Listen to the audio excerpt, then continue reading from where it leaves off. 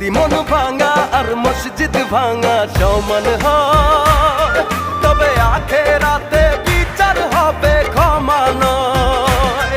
যদি মন ভাঙা আর মসজিদ ভাঙা সমান হয়,